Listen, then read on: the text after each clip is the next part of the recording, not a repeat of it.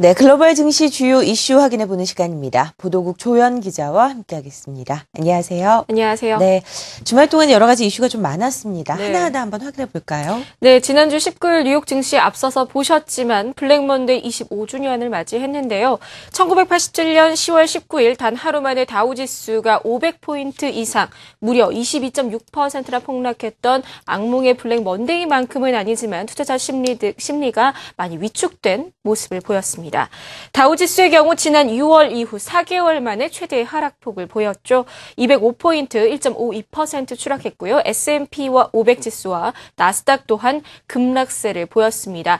다만 그나마 안도할 수 있는 부분은 주간 기준으로 다우지수와 S&P가 상승 마감했다는 점입니다. 이날 증시 급락의 가장 큰 요인은 바로 어닝 시즌이었습니다. 이날 실적을 발표한 마이크로소프트와 제너럴 일렉트릭, 맥도날드 등 미국 간판 기업들이 줄줄이 부진한 실적을 발표했는데요.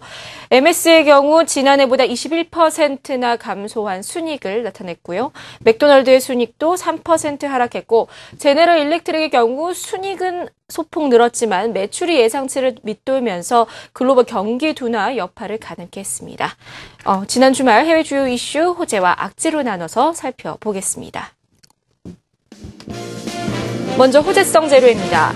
9월 미국의 기존 주택 판매가 지난달에 비해 다소 줄었지만 2년 만에 최고치 수준을 유지했습니다. 더 이상 팔 집이 없다는 분석들이 나왔고 주택 가격은 지난해보다 무려 11.5% 상승했습니다. 상하이 종합지수가 지난 2주 연속 상승하면서 이번 주 2200선 돌파 기대를 높이고 있습니다. 스페인 갈리시아주 지방선거 출구조사 결과 마리아노 라우이 총리의 집권 국민당이 승리할 것으로 예측됐습니다. 지난해 말 취임 이후 첫 정치적 시험대에 오른 라우이 총리는 승리가 확정되면 조만간 구제금융 신청에 나설 전망입니다. 다음은 악재성 요인입니다. 미국의 대표 기업들이 실망스러운 실적을 발표했습니다. 3년 만에 대기업 매출 성장세가 아예 멈췄다는 분석도 나왔습니다. 유럽연합 정상회의가 눈에 띄는 성과 없이 막을 내렸습니다. 연말까지 통합은행 감독 체계 세부안을 마련하는 데 합의했지만 뚜렷한 시행 시기는 내놓지 않았습니다. 미국의 재정 절벽 우려가 현실화될 경우 미 경제에 미치는 영향이 예상했던 것보다 훨씬 더 심각한 수준의 침체에 빠뜨릴 것이라는 주장이 제기됐습니다.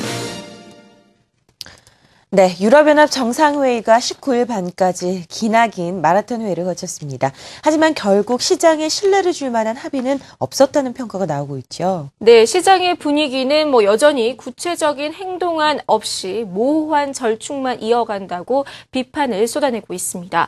먼저 내년 1월 1일까지 그러니까 사실상 올해 연말까지겠죠. 유럽 내 6,000개 은행을 일관적으로 감독하는 단일 은행 감독 체계를 마련하겠다는 큰 틀에는 합의했습니다. 하지만 뚜렷한 시행 시기는 내놓지 못했습니다. 여기다 독일을 비롯해 주요국 선거까지 겹치면 사실상 이 감독 체계를 통합을 비롯해서 은행 동맹이 현실화되는 데는 최소 1년이 더 걸릴 것이란 전망이 나오면서 유로존 문제가 계속 지지부진하게 이어질 것이란 시장의 우려가 더해졌습니다. 또 재정 통합 강화와 경제 성장, 일자리 창출 등 모두가 아는 그 중요성을 다시 한번 강조하긴 했지만 해법은 내놓지 못했습니다. 무엇보다 해결이 시급한 스페인과 그리스 문제가 논의되지 못한 점은 그야말로 오점이라고 할 수 있는데요. 마리아노 라우이 스페인 총리는 유럽연합으로부터 구제금융을 신청하라는 압박을 받지 않았다고 밝혔죠. 여기다 그리스에 대한 2차 지원금 집행 여부도 아직 불투명한데요. 하지만 시간은 많지 않습니다. 그리스의 경우 다음 달 중순이면 현금이 바닥날 예정인데요. 지난 6월 EU 정상회의에서 위기국 국채 직접 매입이라든지 은행 감독 일원화 등을 합의했던 것과 비교하면 이번 정상회담은 그 어떤 진보도 보이지 못한 실망스러운 합의란 평가가 나오고 있습니다. 한 주의 시작 월요일입니다. 이번 주 여러 가지 일정이 많은 것으로 알고 있는데요. 주요 일정들 한번 체크해 보도록 하죠. 네, 먼저 미국 대선 마지막 TV 토론이 22일 밤, 그러니까 우리 시간으로 23일 오전 10시겠죠. 플로리다주 보카레이튼 린 대학에서 열립니다. 1, 2차전 한 번씩 승리를 주고받은 버락 오바마 미 대통령과 밋 롬니 공화당 후보의 불꽃 튀는 설전이 기대되는데요. 지난 주말부터 토론 준비에 들어간 것으로 알려졌습니다. 이번 토론의 주제는 외교 정책이 될 가능성이 큰데요.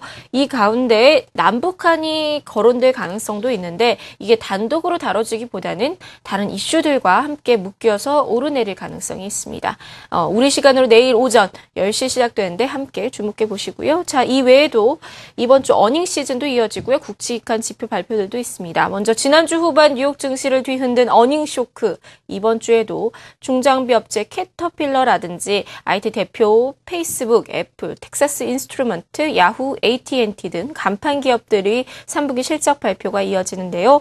놀란 가슴을 달래줄 만한 안정된 성적표를 건네줄 수 있을지 아니면 더 시장을 위축시킬지는 기다려봐야겠습니다. 이외에 시장 조사 업체인 마켓사가 24일 미국과 유럽, 중국의 제조업 구매관리자 지수 예비치를 발표하고요. 같은 날 미 연방준비제도 이사회에서 FOMC 회의 결과를 넣었습니다. 25일에는 그나마 시장의 호재 뉴스를 들려주고 있는 미 주택 지표들이 나오고요. 26일에는 미국의 3분기 국내 총생산과 10월 미시간대 소비심리 지수 등이 발표합니다. 또 앞서 호재로 꼽았지만 스페인 지방선거 결과가 나오는 대로 라오이 총리가 구제금융에 대한 공식적인 입장을 밝힐 예정인데요. 미지근했던 유럽연합 정상회의를 뒤로 하고서 불확실성을 거쳐줄 만한 발언을 내놓을 수 있을지 함께 눈여겨보셔야겠습니다. 지금까지 글로벌 경제 주요 이슈였습니다.